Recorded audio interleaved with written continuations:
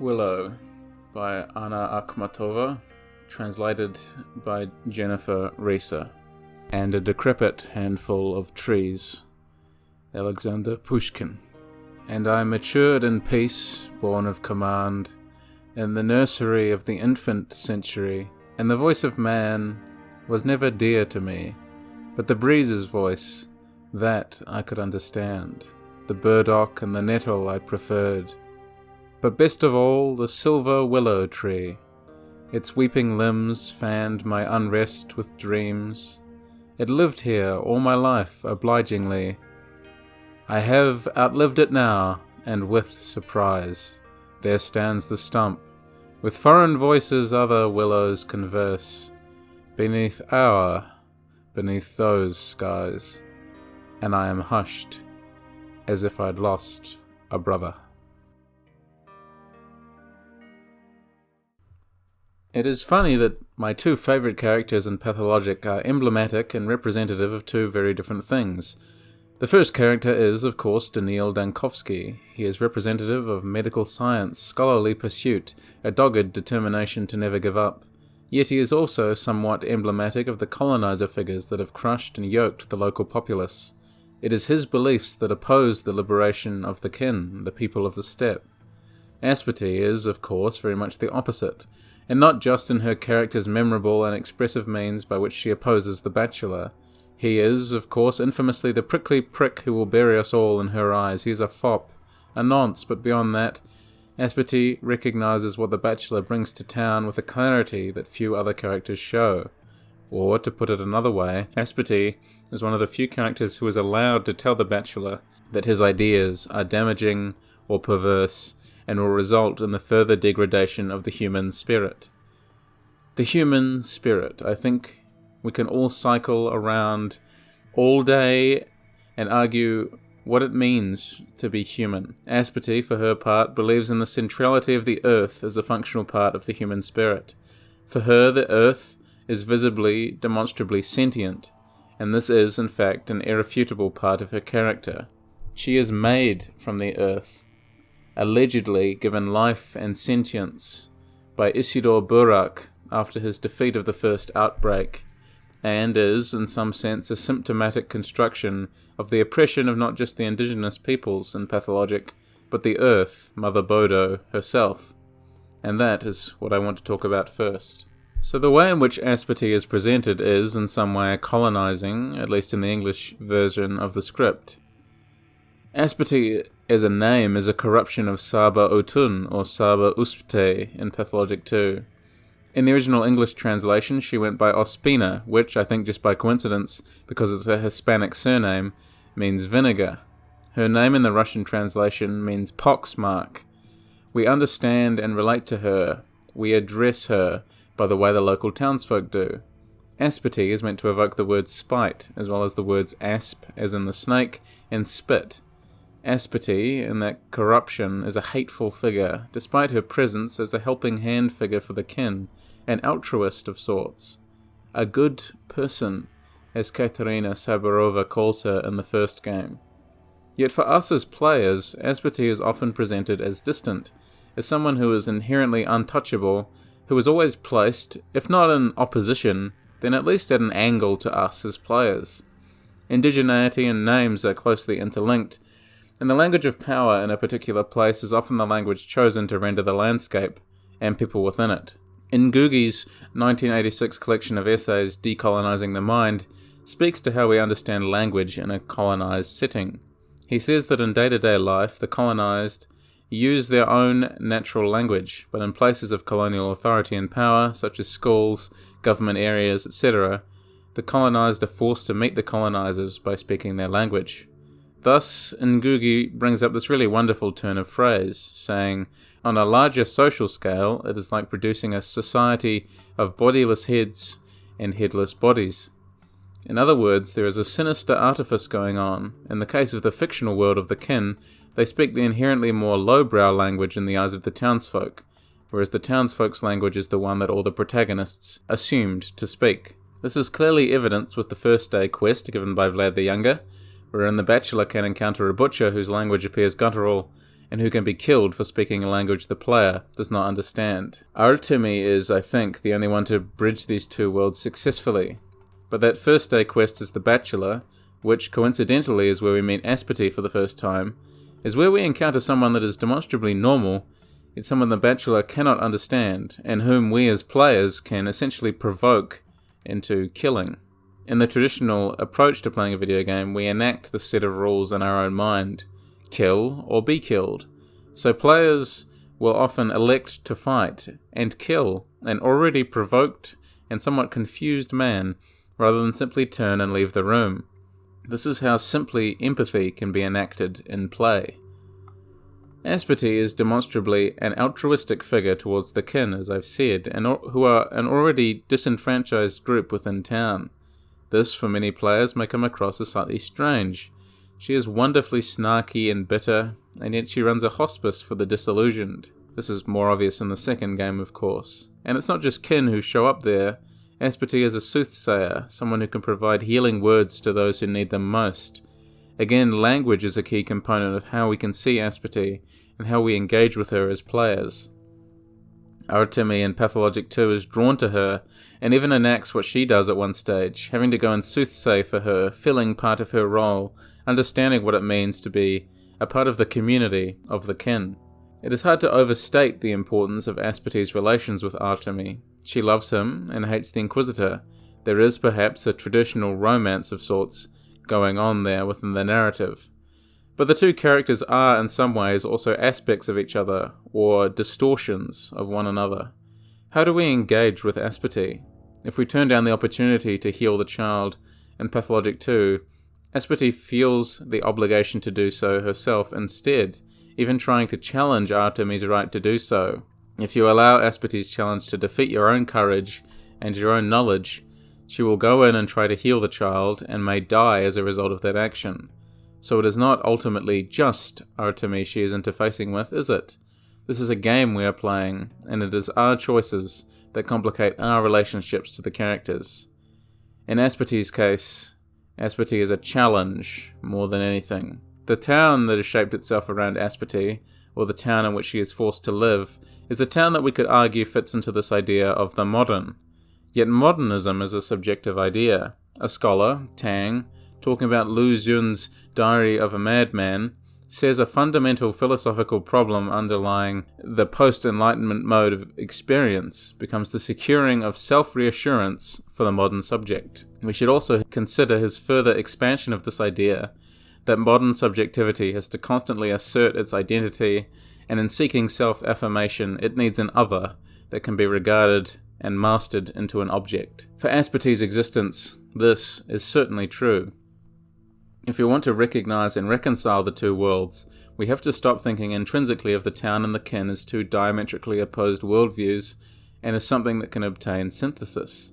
But we might reject the idea of synthesis too. Womack's argument that Native American works of literature should be read separately from American literature, that they are not branches of a tree, that they are a tree unto themselves, resonates here. Aspity's desire for the kin is assuredly that of making them strong.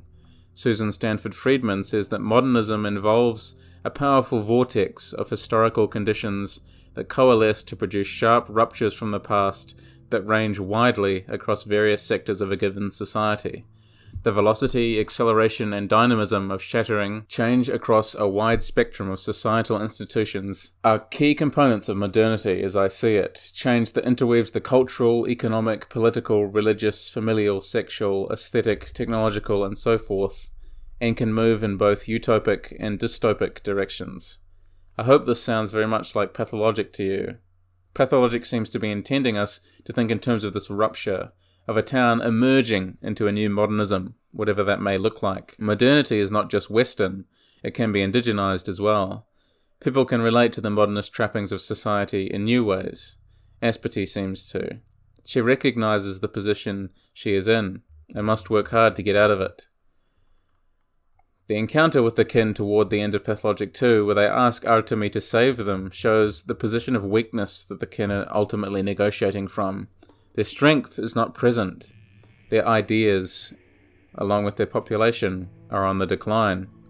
The colonizing force of the townsfolk is headed by the Olgimsky family, opposes the rebellious, radical figure of Aspity, who seeks to burn it all to the ground. She is stinging, biting. Her character is ruthlessly portrayed as quick-tongued, and she is delightfully bitter, one of the reasons I love her so much. She calls Big Vlad Olgimsky a two-tongued arsehole, if I remember correctly, which about sums it up.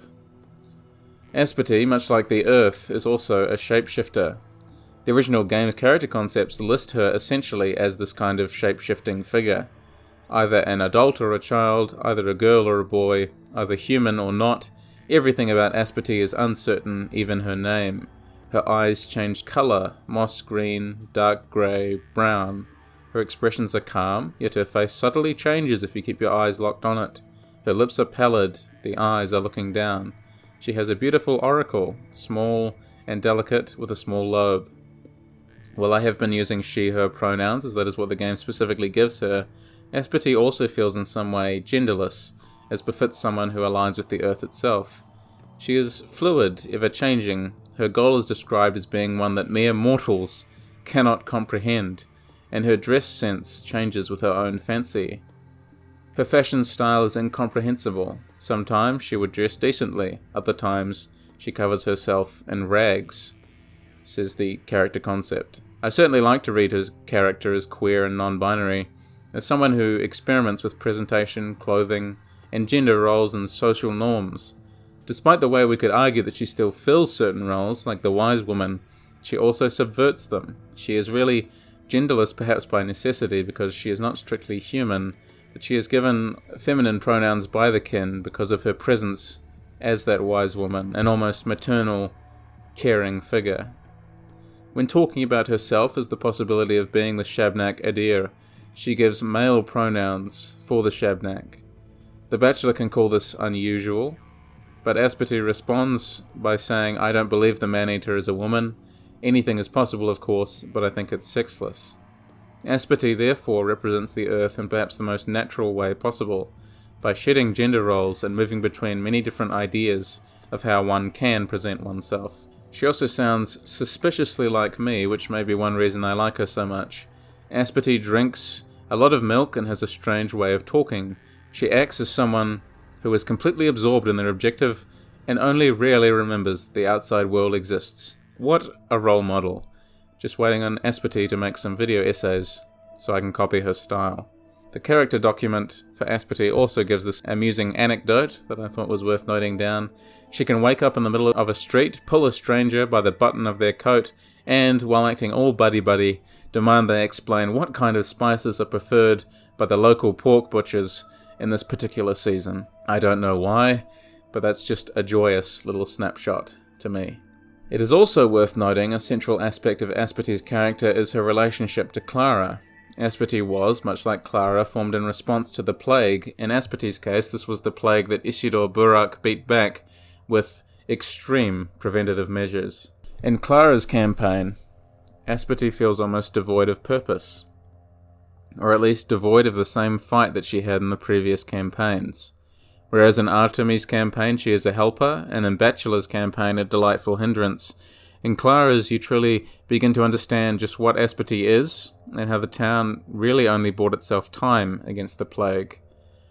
With the Earth brought to breaking point, with ideologies conflicting so much that microbes themselves revolt, it is unsurprising that a new Aspity arises in the form of Clara. Cycles are themselves cyclical. They reoccur in human stories time and time again. We are, as a species, really quite good at recognizing patterns. Cycles can arise both consciously and subconsciously. Aspity is a conscious manifestation of the cycle, almost certainly. Horror as a genre loves cycles, doesn't it? If Aspity was to function as a simple plot device, far from how she actually appears and acts in the games, she would tell us simply that the plague cannot be simply forgotten or put to one side. One can argue that the sacrifice of an entire district of people should have been enough, but it wasn't. There needs to be a greater sacrifice. In some way, she is a reminder of that. Storytelling and inheriting is a crucial part of a culture and a society. She passes down knowledge to Artemy, serving this important function. Pasquale Casanova writes that the World Republic of Letters has its own mode of operation, its own economy, which produces hierarchies and various forms of violence. It is not hard to see that Pathologic, as I discussed in the Bachelor video, can function as an allegory for colonialist overworking of indigenous populations, which so often ends in disaster. A function of the colonialist output of the town's civilization is the erasure of the kin's culture. The dismissive committee clerk in the Marble Nest is a good example of this. He scoffs at the kin. The conversation which opens with, "As for the relationship with nature, we are rebelling against it. No wonder it pushes back." The steppe people live as though they're in a primeval time reverse, like stone axes have yet to be invented, worshipping bulls, talking to herbs. They don't even have a real language. It's all bol bol this and gur gur that, and yet for some reason we allow them here. Is harsh, and contributes to the erasure of the kin's culture. He follows it up with a critique that they've come from the past. The town itself is an approximate to the push for modernism that came during this time. Aspity is representative of the push against it. It is noteworthy that Aspity uses a blend of kin words in the town's language, as do many other kin. It situates her, as with the rest of the kin for the most part, as straddling between two different cultural spheres. Casanova explains that the Russian poet Vladimir Klebnikov, who, in the second decade of the 20th century, sought to achieve universal recognition for the Russian language and Russian poetry, introduced the notion of verbal marketplaces. Describing the inequalities of linguistic and literary commerce with unusual acuteness, by means of an economic analogy surprising for its realism, he wrote, "Nowadays, sounds have abandoned their past functions and serve the purposes of hostility. They have become differentiated auditory instruments for the exchange of rational wares. They have divided multilingual mankind into different camps involved in tariff wars, into a series of verbal marketplaces, beyond whose confines any given language loses currency. Every system of auditory currency claims supremacy, and so language, as such, serves to disunite mankind and wage spectral wars."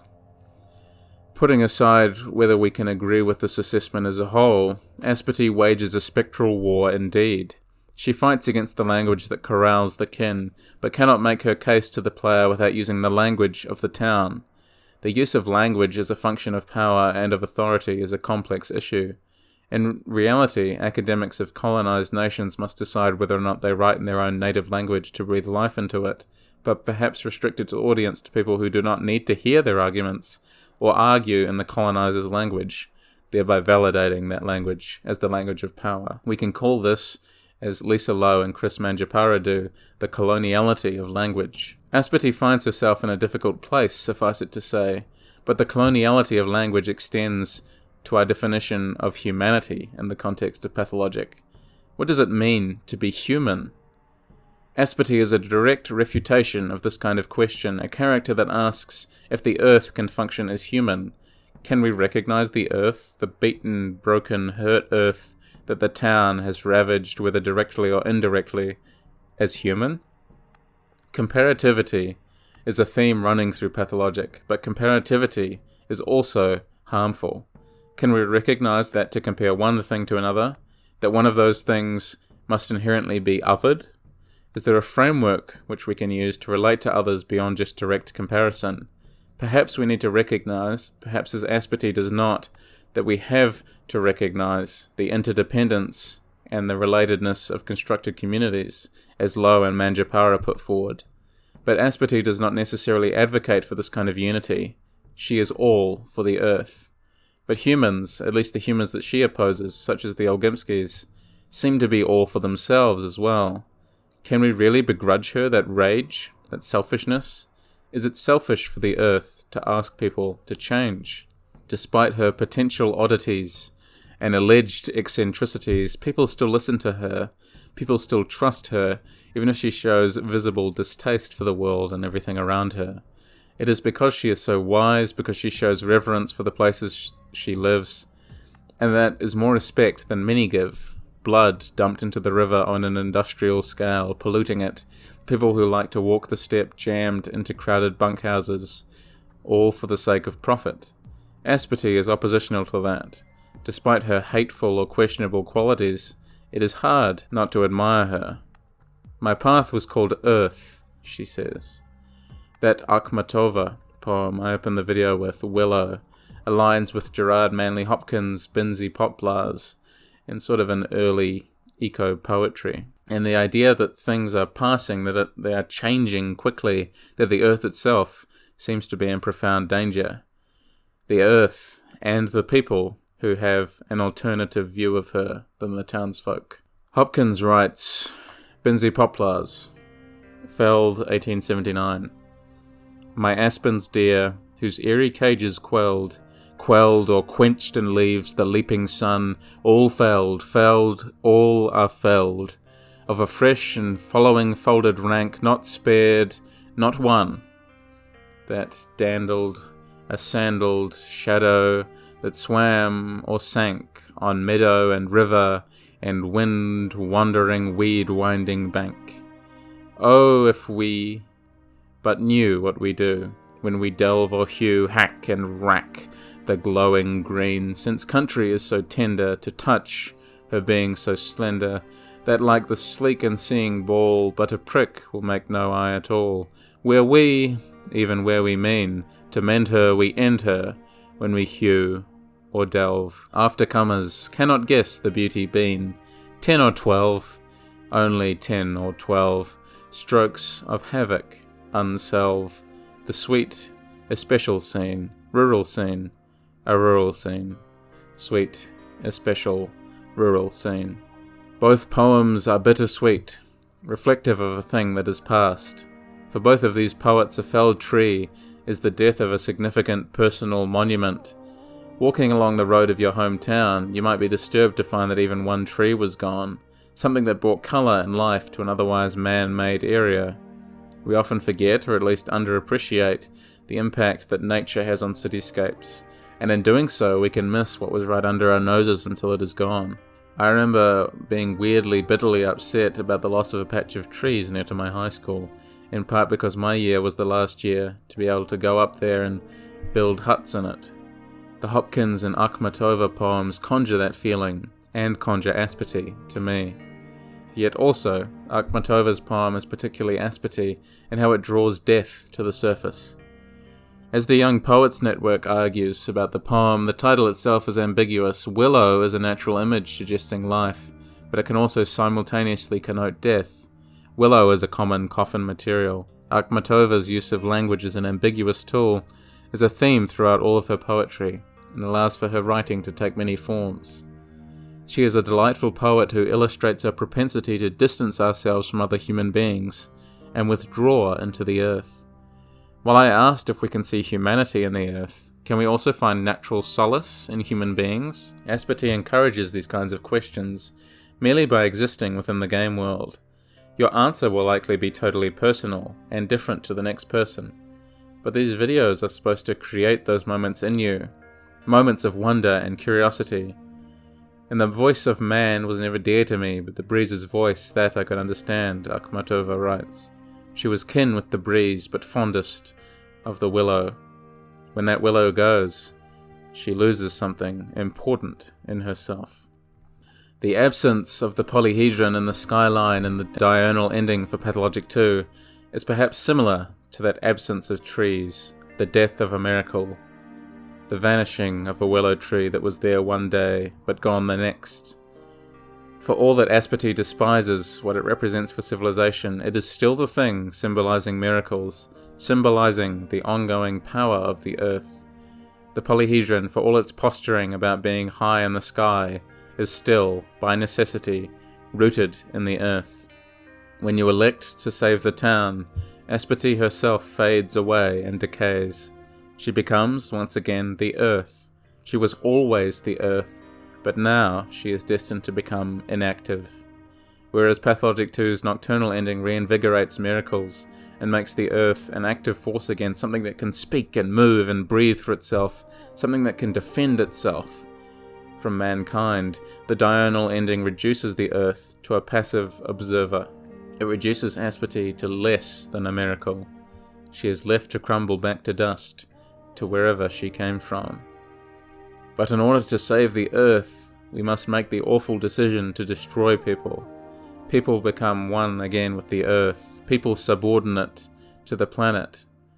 Is there any way to resolve the situation where everyone lives, where everyone is happy? No, of course not. This is not some children's fairy tale, even though the children wish it was. But there's still a funeral going on, after all.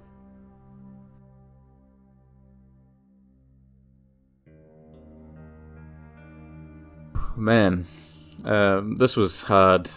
As I say at the end of every one of these, there's always more that I could have said, but in this instance, I also don't know if I'm the right person in the circumstance to say them.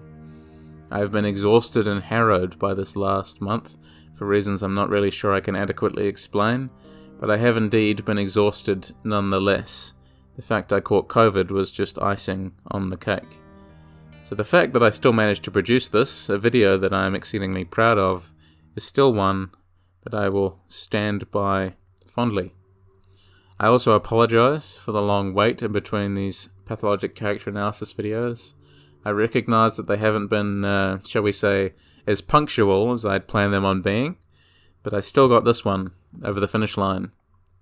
And who's next? It's hard to say. I'm going back through my list of characters. They're all interesting, all fabulously well written, but who is left that can sustain a full analysis video of proper breadth and scope? It's true, I do have a few characters left on the list that I reckon could make a pretty great, pretty easy video, but I'm afraid that some other characters will take special inspiration to get a video out of. My goal is still to have a video on everyone, and I hope to do another video sooner than another year later, but certain characters, I must admit, I've been having trouble finding a good starting point for my analysis. So when that happens, I'm away laughing, but it's not always easy to start that process. Infinite, endless thanks go to my horror game advocate patrons, Frankaloons, Future Cityscape, and Blue Voices. Your support makes what I do possible, and it means the world. I'd also like to thank Damien at my Every Dollar Helps tier for your support. And to those who are listening, I would also appreciate your support at my Patreon. Link is in the description. But thanks to everyone for watching. Your support is humbling and deeply appreciated. I put countless, really countless hours of work into getting this stuff right, and getting it out there in the first place is hard enough. So to everyone who sees my stuff and engages with it, I appreciate it very much. My channel's growth this year has been awesome to see. I'm really happy with it. Almost, unbelievable how far I've come in what feels like such a short time. And there's plenty more to come.